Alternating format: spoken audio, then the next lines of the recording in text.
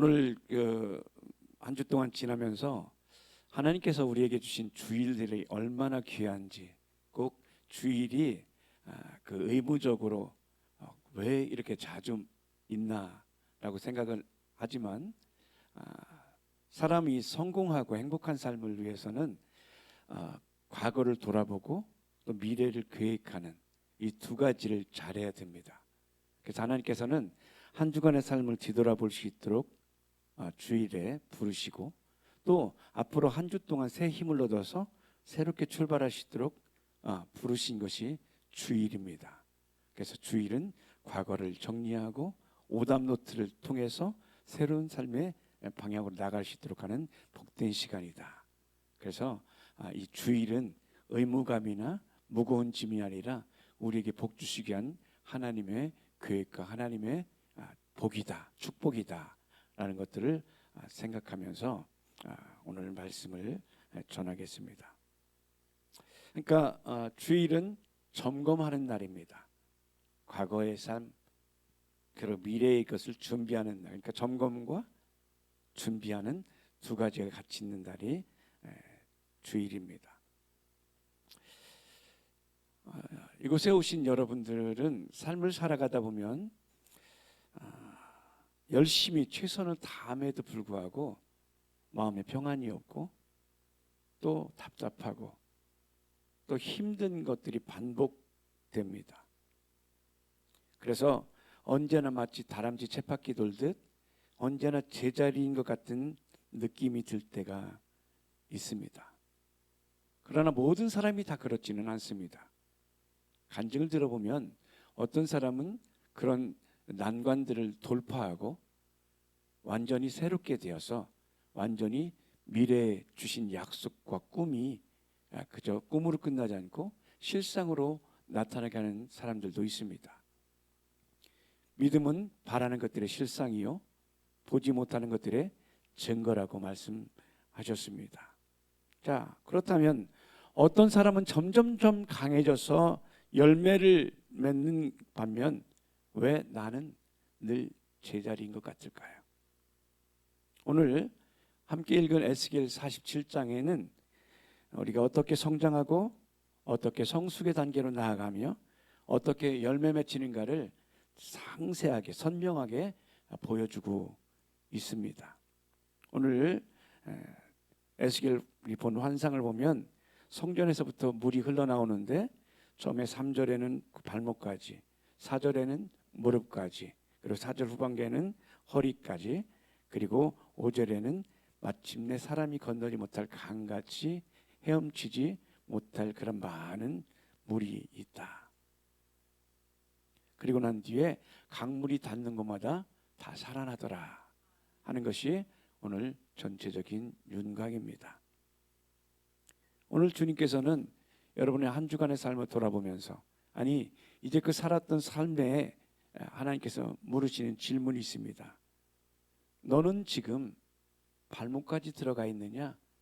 무릎까지 들어가 있느냐? 허리까지 차 있느냐? 아니면 헤엄 못할 강물에 들어가 있느냐?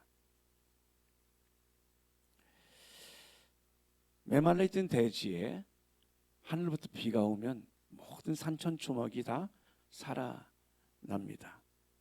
물은 다시 살리고, 물은 생명을 공급하는 원천이며 물은 생명의 출발점입니다.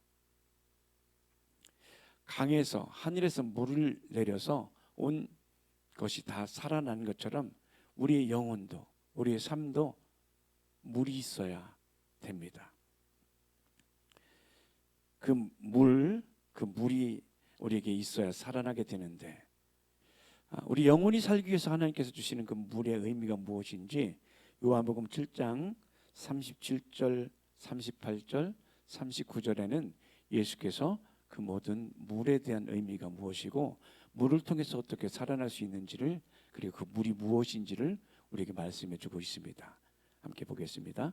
명절 끝날 곧 큰 날에 예수께서 서서 외쳐 가라사대 누구든지 목마르거든 내게로 와서 마시라. 나를 믿는 자는 성경의 이름과 같이 그 배에서 생수의 강이 흘러나리라 하시니, 이는 그를 믿는 자의 받을 성령을 가리켜 말씀하신 것이라. 아멘. 그러니까 성경이 우리에게 말하는 물은 성령입니다. 그러니까 땅을 살아가면서 우리가 목마르면 물을 마시듯 인생에 목마르고 삶에 목마르게 됐을 때 그 인생의 영혼의 마음에 죽일 수 있는 물은 성령이십니다. 네. 그래서 오늘 우리는 하나님께서 이렇게 목마른 너희들에게 해도 해도 안 되고 또 예배를 드리지만 여전히 목마른 너희들에게 참된 목축임과 시원한 삶을 위해서 어떻게 살아야 될지를 오늘 우리에게 말씀해 주고 있습니다. 그러니까 지금 물이 어디부터 시작되냐면 성전에서부터 물이 흘러나와요. 그러니까 성령은 성전에 그곳에서부터 역사하시는 것이죠. 그러니까 이렇게 성전에서부터 물이 나온다는 의미는 성령의 임재를 상징합니다. 성령의 임재를 통해서 여러분의 삶이 목마르지 않게 되고 치유되고 회복되고 행복하고 건강하며 돌파되고 이기고 누리는 삶이 될 수 있는 것은 바로 성령의 임재입니다. 그래서 우리 신앙의 성장도 하나님의 임재 안에 살 때 신앙이 성장하게 됩니다. 그러니까 에스겔 47장에 나오는 물이 생명을 회복시키는 능력이 있었던 이유는 물 자체가 특별해서가 아닙니다. 그 물이 하나님의 임재가 머무시는 성전에서 흘러나왔기 때문에 그렇습니다. 생명의 회복은 세상에서가 아니라 하나님의 임재부터 시작됩니다. 그래서 성령의 강물이 흐른다는 말은 단순히 능력만 공급되는 것이 아니라 하나님이 우리를 향해 얼굴을 들고 계속해서 우리를 주목한다는 의미입니다. 따라합시다. 성전의 물이 생명을 살렸듯 다시 성전의 물이 생명을 살렸듯 임재의 자리에서 성령이 역사할 때 죽은 영이 살아나고 열매와 치유가 나타난다. 아멘. 아멘. 자, 무엇보다 중요한 것은 하나님의 성령의 임재예요. 우리 성도들이 구할 것은 임재입니다. 자, 임재에 대한 성경 말씀 보니까 그 히브리어로 파님이 임재라고 번역이 되어 있습니다. 파님은 하나님의 얼굴, 하나님의 존재, 하나님 앞에 이런 의미입니다. 그러니까 임재는 하나님이 계속해서 이렇게 우리를 주목하는 그 모습이 임재입니다. 자, 시편 16편 11절 보면요. 시편 16편 11절에 주께서 생명의 길로 내게 보이시리니 주의 우편에는 영원한 즐거움이 있나이다. 여기에 생명의 길로 기록된 번역된 것이 생명의 얼굴을 내게 보이시리니 이런 의미입니다. 여러분 창세기 32장 보면 야곱이 하나님의 얼굴을 봤죠. 에서를 통해서 두려움 가운데 있을 때 꼼짝 못하고 다 끝났구나 생각하는 그때에 하나님께서 밤에 야곱을 찾아오셔서 야곱이 어떤 고백을 합니까? 주님이 나를 축복하지 않으면 나는 더 이상 가치가 없습니다. 그때 주님께서는 그의 존재를 바꿔주시는데 바꿔주신 존재의 이름을 이스라엘로 바꿨습니다. 야곱은 스스로 사는 자요. 이스라엘은 하나님 대신 싸워 이겨주는 자, 이긴 승리를 넘겨주는 자, 이것이 이스라엘입니다. 오늘 여러분 모두가 이스라엘이 되시기를 축복합니다. 야곱으로 계속 돌아가시면 안 돼요. 이스라엘로 변해서 가야 됩니다. 고백해 볼까요? 하나님, 더 이상 야곱으로 살지 않겠습니다. 이제 이스라엘로 살겠습니다. 아멘. 아멘. 자, 민수기 6장 25절에도 이렇게 하나님의 임재를 이렇게 우리에게 표현하고 있습니다. 여호와께서 그 얼굴로 내게 비추사 은혜 베푸시기를 원하시며. 아멘. 오늘 그 은혜가 여러분에게 있기를 축복합니다. 여러분 삶의 있기를 축복하고, 여러분의 건강에 있기를 축복하고, 여러분의 마음의 외로움에 있기를 축복하고, 여러분의 두려움 가운데 있기를 축복하고, 여러분의 삶의 미래가 불안한 자에게 있기를 축복하고, 그 모든 것이 넘치기를 축복합니다. 그러니까 하나님의 얼굴을 내게 향한다는 의미는 계속해서 주목해서 나를 추적한다는 의미예요. 여러분, 나는 외롭지 않아요. 나 혼자가 아니에요. 언제? 주님의 말씀 앞에서 그 말씀이 우리를 채워줄 때. 자, 구약에 이렇게 하나님의 얼굴이 우리를 주목한다고 표현했다면, 신약에서는 이제 뭐 파루시아, 뭐 엠파니조 뭐 이렇게 써 있는데, 뭐 구태 그 의미 원어를 몰라도 그 안에 있는 내용은 뭐냐면 임재, 방문, 함께함 이런 뜻입니다. 그러니까 구약에는 하나님의 얼굴을 이렇게 쳐다본다면, 신약의 임재는 뭐냐면 하나님이 직접 우리 삶에 들어오셔서 간섭하시고 도우시고 함께 하신다는 의미예요. 할렐루야. 그런 임재가 여러분에게 있기를 축복합니다. 예. 자, 그래서 데살로니가전서 4장 15절에도 이렇게 말합니다. 우리가 주의 말씀으로 너에게 이것을 말하노니 주가 강림하실 때까지. 강림이 뭐냐면 임재거든요. 강림하실 때까지 우리 살아남아 있는 자도 결단코 앞서지 못하리라. 주님의 실제적인 임재, 이것이 우리 삶을 변화시키고 새롭게 하시는 것입니다. 자, 그래서 물은 성령을 상징하고, 그 성령의 임재 가운데 있던 물이 우리를 변화시킨다. 이해되시죠, 여러분? 이것들을 잊지 않고 여러분 삶의 가정에, 사업에, 직장에 그렇게 하나님의 성령의 임재가 임하시기를 간구하고, 또 여러분의 삶의 환경에, 가정에, 관계 사이에 하나님의 임재, 성령의 임재가 있기를 축복합니다. 자, 그런데 모두 다 이런 은혜와 그런 복을 누리는 것이 아니라 3절, 우리 에스겔 47장 3절 함께 보면 시작. 그 사람이 손에 줄을 잡고 동으로 나아가며 일천척을 측량한 후에 나로 그물을 건너게 하시니 물이 어디까지? 발목에 오르더니. 그러니까 발목까지 올랐다는 의미는 표면적인 신앙입니다. 발목까지 있으면 언제든지 뛰쳐나가요. 내가 주도하는 것입니다. 예배에 참석하지만 삶의 중심은 여전히 내가 주인입니다. 신앙은 있지만 인생의 방향은 여전히 내 뜻대로 하는 자, 발목에 있는 자입니다. 예배는 드리지만 삶은 드리지 않아요. 얼마든지 우리가 주일날 와서 1시간 동안 예배하면서 예배할 수 있지만 삶은 주님과 상관없는 삶을 사는 자들, 발목신앙입니다. 4절 보면요,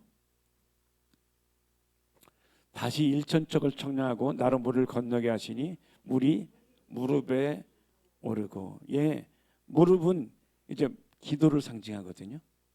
기도합니다. 주님을 의존하기 시작합니다. 이전보다, 발목보다는. 그러나 문제는 뭐냐면 무릎까지 있는 사람도 언제든지 물 밖으로 뛰쳐나와요. 위기 때는 기도하지만 평소에는 내 힘을 의지하는 자, 무릎신앙입니다. 하나님께 나오지만 여전히 통제권을 내려놓지 않는 신앙. 이 신앙의 성장은 여기서 멈추게 돼요. 4절 하반절 보면 그 다음에 다시 일천척을 측량하고 나로 물을 건너게 하시니 물이 허리에 오르고. 그러니까 허리는 무엇을 상징하냐면, 무릎은 뭘 상징한다고요? 기도. 무릎 꿇는다, 이것은 기도하는 것을 의미하고, 허리는 그 사람은 허리가 세, 그것은 힘. 허리는 힘을 상징합니다. 그리고 의지와 선택을 상징합니다. 근데 말씀과 기도와 헌신이 있지만 여전히 절반은 계산합니다. 허리신앙이. 하나님도 신뢰하지만 안전장치로 세상도 붙잡는 신앙, 허리신앙입니다. 그래서 이 사람들은 이런 얘기합니다.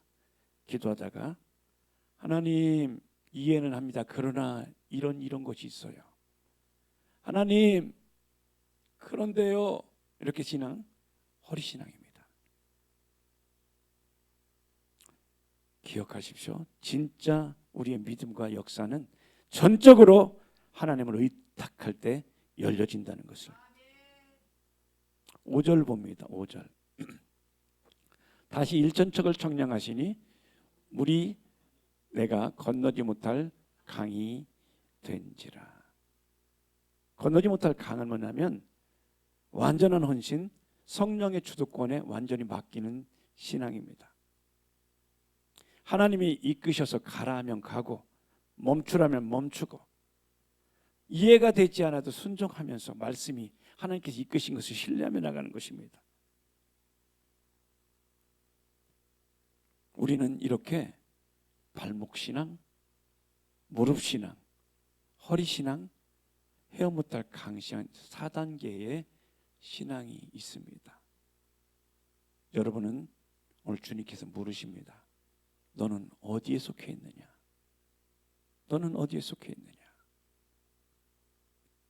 자, 그런데 8절과 9절 보니까 이렇게 헤엄 못할 강에 있는 자들에게 주시는 복이 있습니다. 8절, 9절.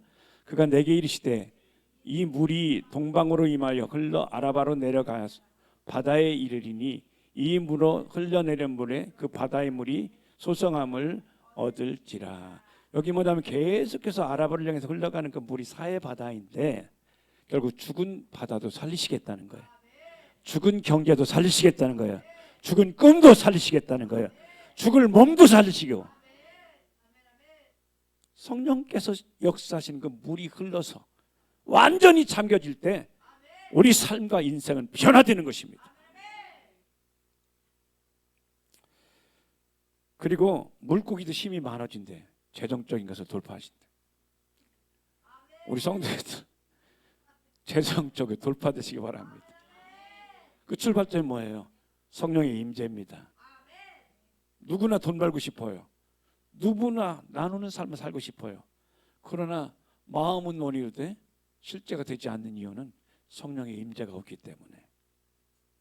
오늘 여러분 모두 다 이렇게 회복되셔서 여러분을 통해 하나님 나라가 확장되고 여러분을 통해 재정이 흘러가게 되고 소망이 흘러가게 되고 낙심한 자들이 새 힘을 얻게 되는 귀한 복의 통로가 되기를 주 예수님으로 축복합니다. 그뿐만 아닙니다. 12절 봅니다. 12절. 강 좌우 가에는 각종 먹을 실과 나무가 자라서 그 잎이 시들지 아니하며 실과가 끊지지 아니하고 달마다 새삼과를 그 물이 성소로 말미암아 나옴이라. 그 실과는 먹을 만하고 그 잎사귀는 약재료가 되리라. 아멘. 그 약재료가 어디부터 시작됩니까? 성령의 임재부터 시작됩니다. 오늘 여러분에게 다 그 잎을 드립니다. 할렐루야. 예. 그러기 위해서 우리는 이제 이렇게 발목 신앙에서 무릎으로, 무릎 신앙에서 허리로, 허리 신앙에서 완전히 덮이는 신앙으로 여러분이 그렇게 되는 날 여러분 운명은 완전히 바뀝니다. 여러분 삶은 바뀝니다. 치료로 나타나게 되고 해도 안 되는 저주가 풀어지고 역사 될 것입니다.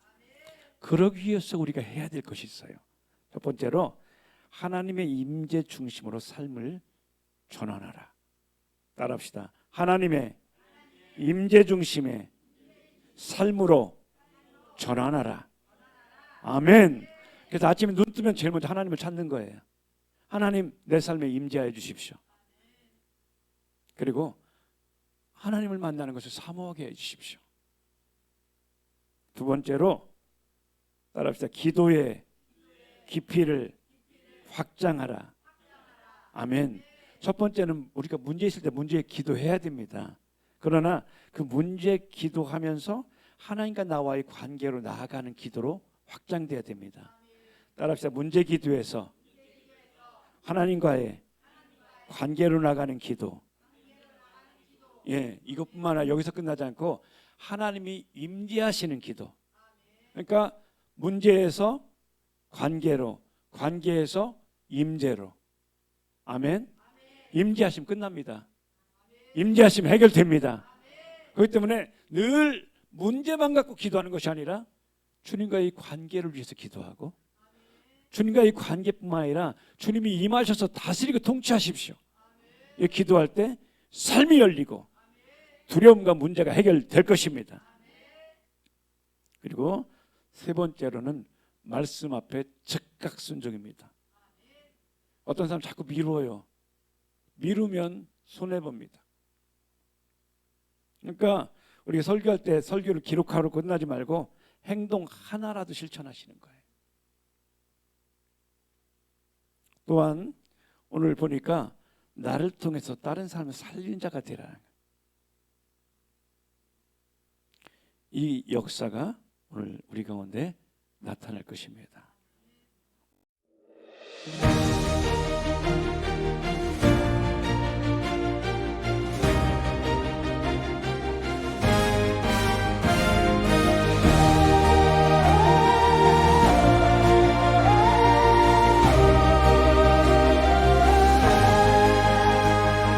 성전에서 흘러나오는 주님 생명의 강, 발목을 적시고 무릎 위 허리 위 넘치네.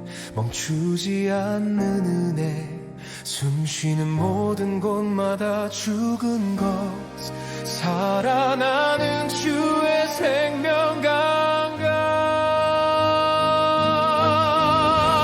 내 영이 닫힌 그곳에도